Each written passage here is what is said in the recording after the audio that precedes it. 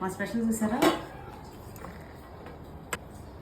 వేడి వేడి రైస్, పప్పు ఉంది, పచ్చడి ఉంది.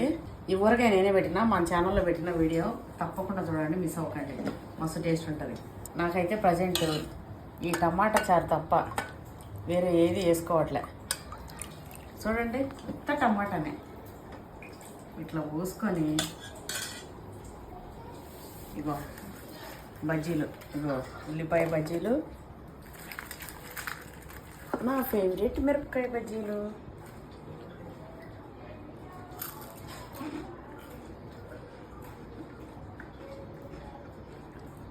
ఈ జన్మమే రుచి చూడడానికి దొరికరా.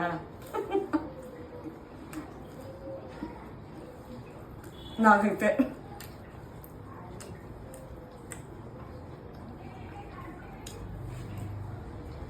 అబ్బా, టమాటా రసం కమ్మగా ఉంది. చిన్నపిల్లలకు కూడా పిసికి పెడితే బాగా కమ్మ తినేస్తారు.